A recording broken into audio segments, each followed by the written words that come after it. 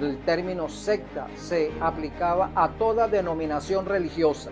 Todas las denominaciones religiosas cristianas eran una secta, pero ahora se entiende como secta a una denominación que practica el satanismo abiertamente, que tiene que ver con la brujería, el espiritismo, que tiene que ver con el culto a los muertos. Sí, a eso se le llama secta ahora, o se califica como secta ahora. Una secta que sacrifica niños, que roba niños, que secuestra niños, etcétera. Entonces, eso, ese nuevo concepto del término secta traerá como consecuencia una persecución, y la persecución es la consecuencia del odio que emana o irradia ese término hacia las personas que han decidido mantenerse obedientes a la ley de Dios.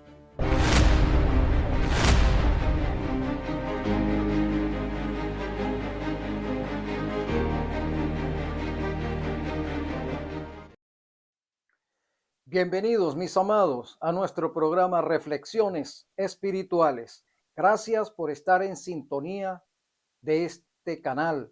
Gracias por darnos tus comentarios. Gracias por darle clic al dedito. Gracias por haberte suscrito a nuestro canal y gracias por compartir nuestros programas.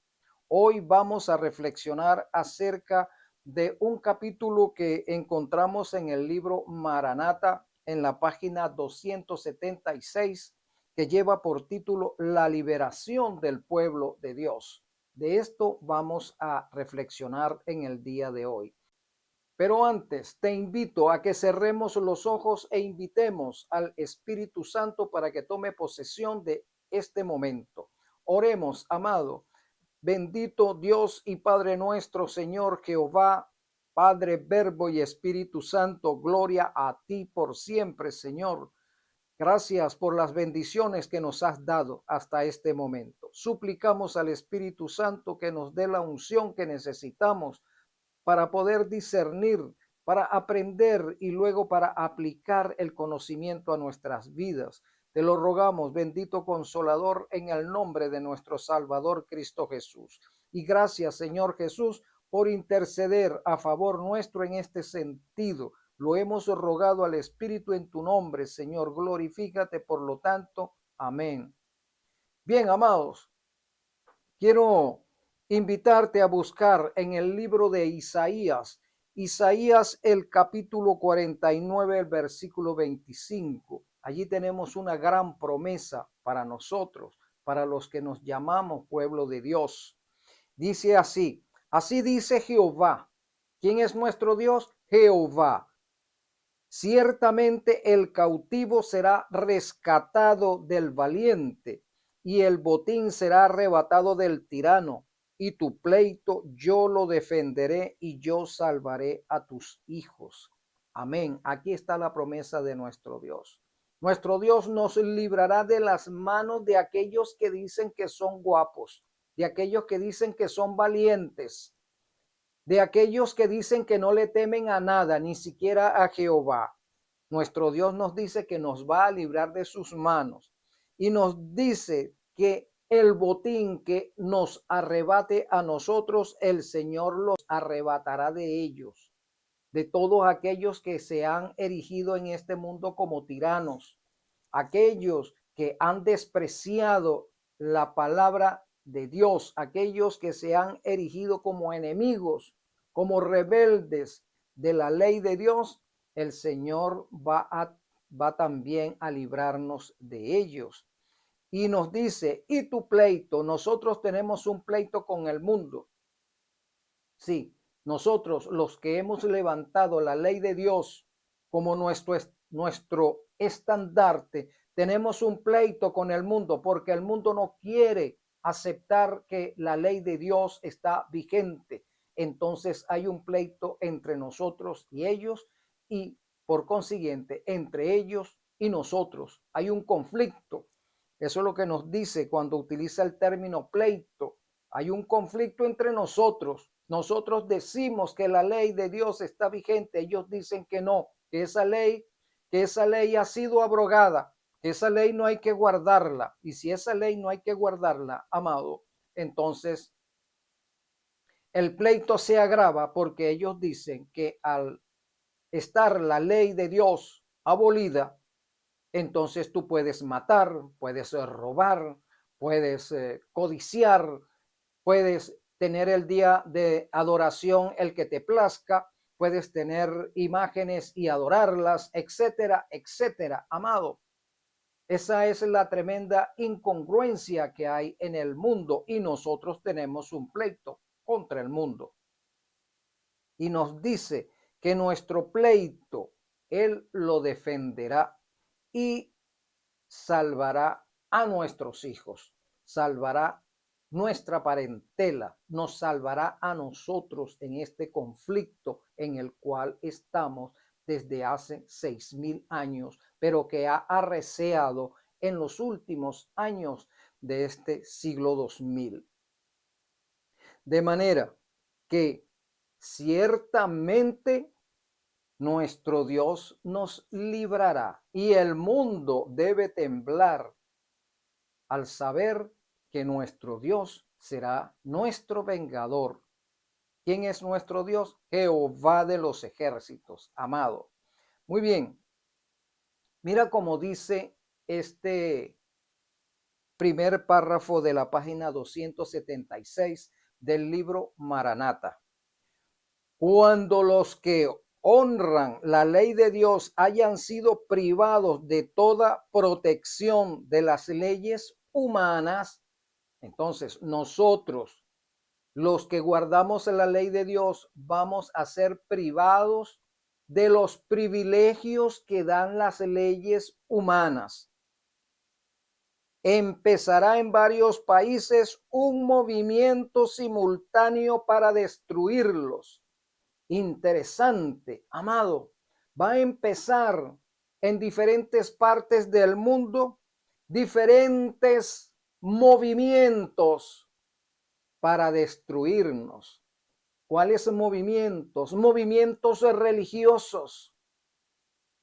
¿Cuáles movimientos religiosos? El movimiento islámico atentando contra el cristianismo en Occidente. El movimiento hinduista atentando contra el cristianismo. El movimiento ecuménico con la Iglesia Católica al frente se está uniendo a estos movimientos o está liderando estos movimientos. El movimiento ecuménico es atraer a todas las denominaciones cristianas hacia sí para tener un solo patrón que dirija los destinos del cristianismo en este mundo. Tenemos también el movimiento del LGBTQ+, también es un movimiento que va a atentar contra nosotros y debemos tener eso presente, amado. Los movimientos políticos que se están coaligando actualmente. En la actualidad tenemos dos grandes movimientos políticos, la izquierda y la derecha, y por consiguiente la ultraderecha, la ultraizquierda. Ellos se están coaligando para destruir a los guardadores de la ley de Dios. Entonces, cuando los que honran la ley de Dios hayan sido privados de la protección de las leyes humanas, empezará en varios países un movimiento simultáneo para destruirlos. Esto no es que va a venir uno primero y el otro va a venir dentro del siglo que viene y el otro vendrá dentro de 3 siglos. No, a la misma vez se van a presentar estos movimientos que van a tener la finalidad de destruirnos. Aparentemente, cuando aparecen estos movimientos por la prensa, El disfraz con el cual se presentan es de ayuda a la humanidad. Todo lo que hacen, según ellos, es para beneficiar a la humanidad. Pero al final, amados, cuando ellos no logren el objetivo que persiguen, que es, ¿cuál será ese objetivo? El que haya prosperidad, salud, el que ya no haya pobreza, que todos seamos iguales en posición y en estatus. Amados, ellos se darán cuenta de que nada de lo que han hecho les servirá. Entonces van a deducir que hay algo que está mal. ¿Y qué es lo que está mal? Una compañía de humanos en el mundo que no está de acuerdo y nunca estuvo de acuerdo con ellos. ¿Quiénes son esos? Los que guardan los mandamientos de Dios, no los mandamientos papales, no los mandamientos de las religiones populares, sino el decálogo, el que dejó nuestro Dios en las Escrituras. Éxodo capítulo 20. Ese es el decálogo universal y la humanidad está en contra de ese decálogo, aunque legisle leyes que se parezcan a ese decálogo. Se convendrá en dar en una noche el golpe decisivo que reducirá completamente al silencio la voz disidente y reprensora. ¿Qué significa eso de la voz disidente y reprensora? Significa fuerte pregón, amado. Eso es lo que significa la voz reprensora y disidente.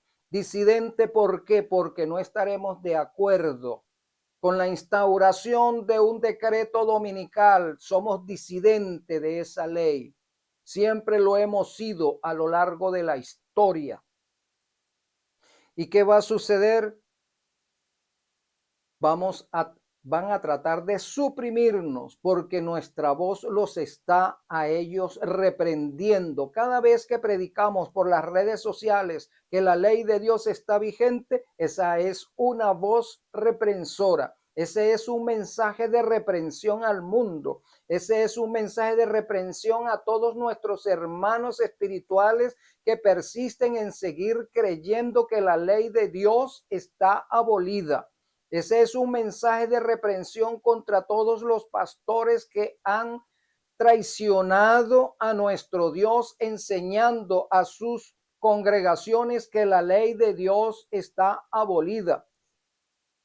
Y por ese motivo, entonces todos estos movimientos del mundo coaligados van a atentar contra nosotros simultáneamente. Nos dice aquí, conforme vaya acercándose el tiempo señalado en el decreto, amado, primero vendrá una ley ecuménica y esa ley ecuménica tiene que ver con la unión de los cristianos, porque las religiones orientales, como este caso el islamismo, los cristianos van a decidir por esta obligante a unirse en contra de otra religión que ya hemos mencionado. Esa es una obligante, por donde nunca lo habíamos visto que una ley ecuménica vendría por allí. Se está presentando, amado. Los cristianos tendrán que unirse, los cristianos de todas las denominaciones de cualquier parte del mundo se unirán para poder defenderse de otra religión. Y en este caso, los cristianos, para poder defenderse socialmente, defenderse políticamente, defender sus propiedades, amado, tendrán que unirse en contra del islamismo y del hinduismo. Te habrás dado cuenta, amado, que el judaísmo se está uniendo con el cristianismo protestante y con el cristianismo católico. Son fuerzas que se están uniendo, pero esas fuerzas finalmente resolverán atacar a los hijos de Dios. ¿Quiénes son los hijos de Dios? Los que pregonan que el decálogo está vigente, los que predicamos que la ley de Dios está vigente y que debemos guardarla si queremos ser considerados por nuestro Dios como su pueblo. Entonces voy a leer nuevamente este párrafito que dice: conforme vaya acercándose el tiempo señalado en el decreto, entonces volvemos primero una ley ecuménica, luego un decreto dominical y número 3, un decreto a muerte contra aquellos que no quieran aceptar las nuevas leyes que se impondrán a partir de ahora con el nuevo orden mundial. Escuché a alguien decir por las redes que eso del nuevo orden mundial, que eso no es verdad, que eso no existe, que eso no es tal cosa, que el nuevo orden mundial fue en 1914 al terminar la Primera Guerra Mundial, que el nuevo orden mundial fue en 1945-48 cuando terminó la Segunda Guerra Mundial, que actualmente no existe tal cosa de orden mundial. Amado, debemos estudiar las profecías, debemos estudiar a Daniel capítulo 11, debemos ver a la luz profética los acontecimientos que están acaeciendo a nuestro alrededor y no dejarnos engañar por personajes como este que les acabo de mencionar. Entonces, el pueblo, conforme vaya acercándose el tiempo señalado en el decreto, el pueblo conspirará para extirpar la secta aborrecida. El mundo, las naciones conspirarán para extirpar a la secta de los guardadores de la ley de Dios, porque es una secta aborrecida. El término secta ha cambiado en los últimos años. Anteriormente, hace aproximadamente 50 años atrás,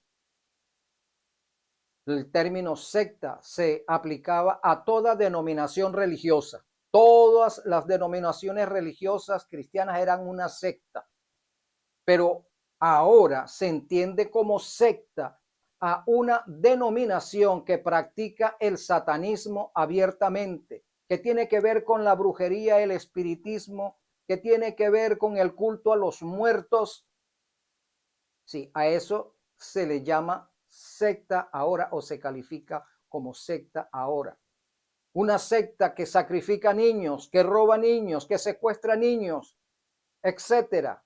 Entonces, ese nuevo concepto del término secta traerá como consecuencia una persecución, y la persecución es la consecuencia del odio que emana o irradia ese término hacia las personas que han decidido mantenerse obedientes a la ley de Dios. Mira lo que nos sigue diciendo. El pueblo de Dios. ¿Quién es el pueblo de Dios? El pueblo de Dios no es aquel que solamente se llama cristiano. El pueblo de Dios es el que guarda los 10 mandamientos, amado. ¿Verdad? Como lo dice Isaías 8:20, a la ley y al testimonio. Si no predicas, si no vives conforme a lo que está escrito, ¿escrito en dónde? En la ley de los 10 mandamientos, estás en tinieblas. Así es. No vale el que estemos predicando ese versículo a la ley y al testimonio si no estamos viviendo a la altura de esos términos, a la ley y al testimonio de Jesucristo. El testimonio que da Jesucristo de sí mismo y de nosotros. Ese es el testimonio que vale. Que Cristo diga, son mi pueblo o eres parte de mi pueblo. Ese es el testimonio que a nosotros nos debe importar. El pueblo de Dios, algunos en las celdas de las cárceles, otros escondidos en ignorados escondrijos de bosques y montañas, invocarán aún la protección divina, mientras que por todas partes grupos de hombres armados, instigados por legiones de ángeles malos, se disponen a emprender la obra de muerte Entonces, en la hora de supremo apuro, el Dios de Israel, Jehová de los ejércitos, intervendrá para librar a sus escogidos. ¿Cuándo nuestro Dios va a librarnos?